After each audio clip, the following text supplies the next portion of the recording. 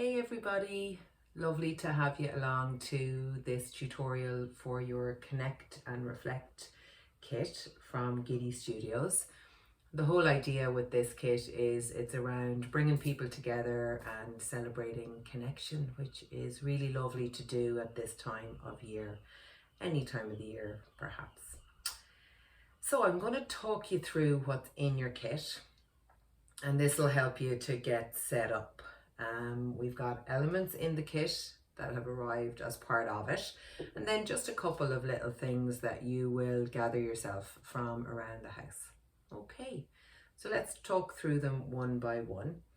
You have your paint tray, which is super shape for mixing your paints. You have your napkin, which is going to be great for drying your brush in between changing colours. You have your paint brushes, a little set of 4 brushes, and you have your stirrer sticks, which come in really handy for stirring the paint and mixing your colours. We have our paint set. Okay, so a nice range of different colours that you have access to through the kit. And then you also have a mixing guide, which will show you how to achieve a mix of different colours if you want something alternative to what's in the kit. And we have a bottle of glaze, which is used as our final step in the process. I'll talk you through about how to use that. And then one of the main parts that makes this kit different from other kits is the fact that it has these connection and reflection cards within the kit. So I encourage people at the outset to, take the cards, divide them up amongst the group. And this one is my top 2 moments of the year. And place down your card and write down your moments of the year. Okay, so there are so many things that happen throughout the year. Life can be really busy, but you know what? Amidst it all, there's lots to celebrate and lots of magic. So top 2 moments of the year. For me, it could be teaching, mindfulness.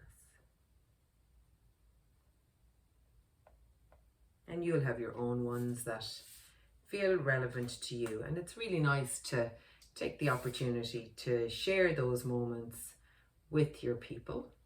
And then you'll have them as a little reflection on your year. Okay. So then just back to the elements that you need to gather for your session. I think a piece of paper is a good idea because just even for doodling, it can be really, really helpful. A pencil and an eraser. These kind of things you might have lying around the house. I say a cup or an egg cup to balance your decoration. So that way you'll be able to work on the project in a nice relaxed way.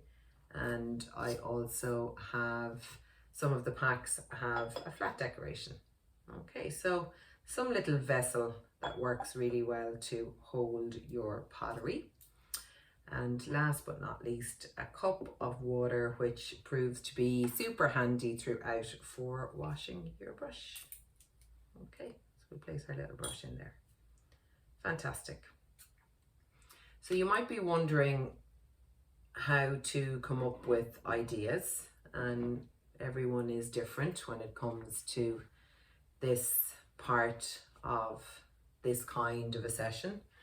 What I would always recommend is, pausing and taking a moment to maybe take some inspiration from your cards that you've filled out. They might inspire an idea for a design, or maybe there's a design and a pattern that you loved to do years ago. Okay, or that you have been doing recently in the back of a little notebook or in a copybook. Or maybe it's been so long since you've picked up a pencil and a paintbrush that you're not really sure where to start, and that's okay, you're not alone.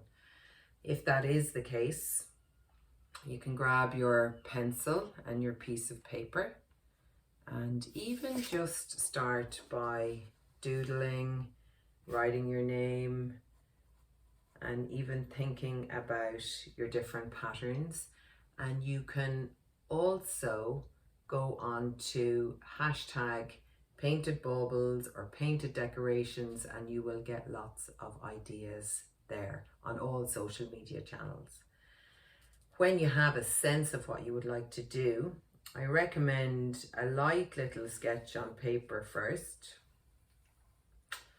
Okay, so again, this is rough work. No such thing as perfection when it comes to art. It's all about dropping into the moment and just enjoying doing it at your own pace and in your own way. But let's say we were going to do something like this one here. I'm taking inspiration from Lena, who's 10, who did this.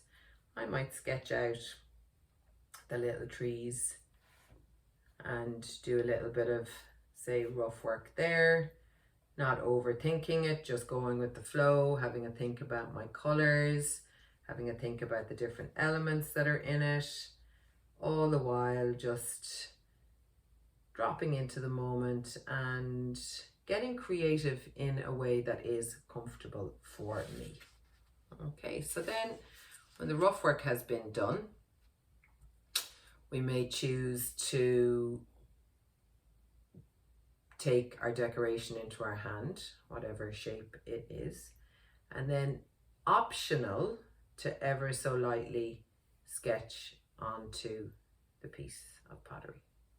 Okay, so it is optional, and I would recommend that you do pencil at a very, very minimum, because you want, I guess, your paint to take front and center. Okay, so I might just decide to sketch an outline of my tree,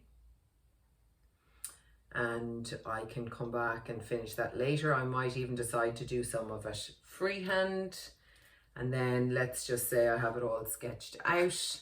I'm going to go for my paint here. Okay, give the paints a little shake. Great. And then pop it open, and these little sticks are to work as your spoon. So pop some of it out onto your tray. Okay, so yeah, I like that color green, but you know what? Maybe a tiny bit lighter is what I'm after for this. So to make any of the colors in our kit lighter, we go and we get a little bit of white, or depending on what gradient you would like. But I'm going to choose to bring a bit of white onto my palette.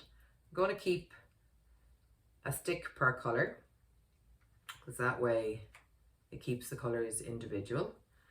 And then mix, mix, mix. Mixing being part of the fun in the process. Again, it's kind of about having some time with people or with ourselves where we get to actually just pause from the day to day and enjoy doing an activity like this, which by its own merit brings us straight into the moment. Okay, and then we have the brush ready to go. Dry the brush off in the napkin, and then it's as simple as taking the paint and applying it to the space. Remembering to breathe along the way. Again, just dropping further, further, further into the moment.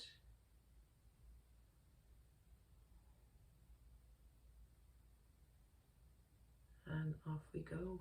And like that, not aiming for perfection, just enjoying the process as much as anything. This paint is really good. It spreads out nice and thinly once it's mixed properly, say on the tray, on the palette. And away we go. Okay, so you can see it dries in quite quickly, which is awesome. I'm going to leave this back here to dry. Let's just pretend I'm changing color. I will wash my brush. It's water-based paint, which is awesome. And dry it on the napkin. Okay, we could even leave that in the side of our tray. And then last but not least, when all the painting is done and it's fully dry, we want to move to putting a protective layer on it, like a shiny layer. So this is our special triple thick glaze. And what we will do is put some of our glaze out onto our palette. We'll grab a clean brush.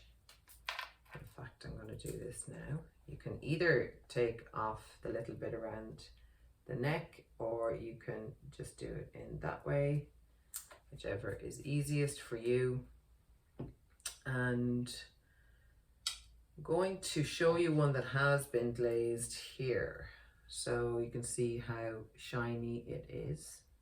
Okay, but it brings it from the matte finish to the shiny finish and the nice protective finish.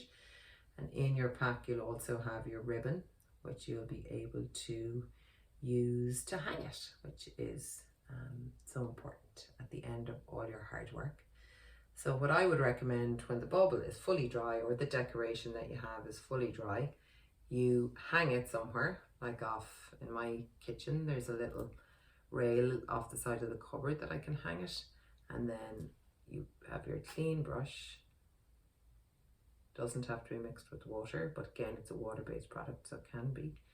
And you are literally putting a layer of glaze down on top of the base. Okay, so this one is pre-glazed, but there's no harm in putting another little bit down on top of it there. It's a really, really durable glaze. It's super strong. So it makes them really, really nice and shiny and durable for years to come. Okay, so I wash the brush again there. I'll pop this little guy back in here.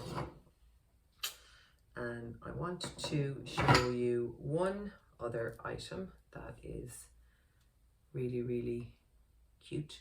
So it's a little handprint.